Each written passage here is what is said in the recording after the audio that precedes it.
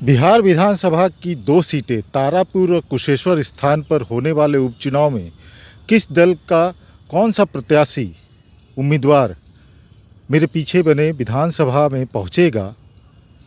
यह तो आने वाले कुछ घंटों में ही पता चलेगा। लेकिन जो मतगणना का कार्य चल रहा है और जो चुनाव हुए हैं,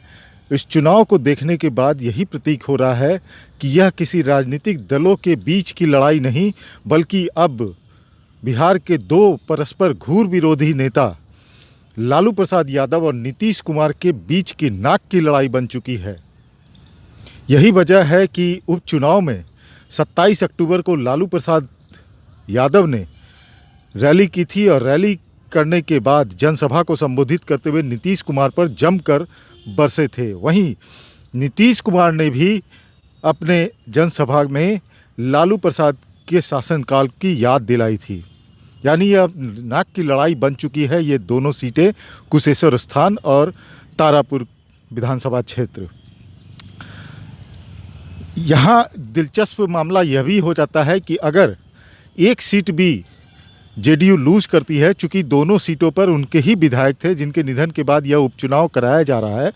अगर जेडीयू एक सीट भी लूज करती है तो ये आरजेडी के लिए बहुत बड़ी जीत मानी जाएगी और लालू प्रसाद यादव के साथ साथ तेजस्वी यादव का वर्चस्व भी बिहार में देखने को मिलेगा और पार्टी में उनकी नेतृत्व को लेकर के जो सवाल उठाए जाते थे उस पर विराम लग सकेगा और नीतीश कुमार की जो क्रेडिबिलिटी है, जो विकास पुरुष कहे जाते हैं, उनके ऊपर यह इल्ज़ाम लगा सकेगा आरजेडी विपक्ष के लोग कि वो अपनी सिटिंग सीट भी नहीं बचा पाए। तो जनता का मैंडेट क्या है, इसे समझा जाना चाहिए और आरजेडी के इस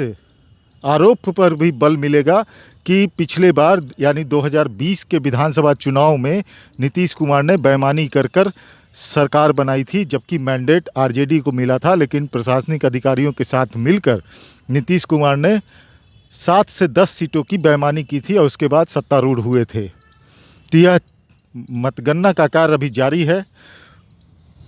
जो हार जीत का अंतर जो होता है, जो काउंटिंग चल रही है, आपको बता दें कि कुशेश्वर स्थान में 23 राउंड की काउंटिंग होनी है, जिसमें से लगभग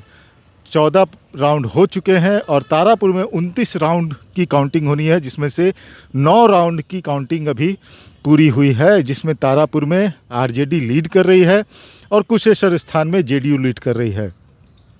तो यह लालू प्रसाद यादव और नीतीश कुमार के नाक की लड़ाई है। अब देखना होगा कि इस लड़ाई में बाजी कौन मारता है, किसका पलड़ा भारी होता है और दिवाली धनतेरस के दिन कौन मनाता है। नीलकमल, एनबीटी न्यूज़, पटना।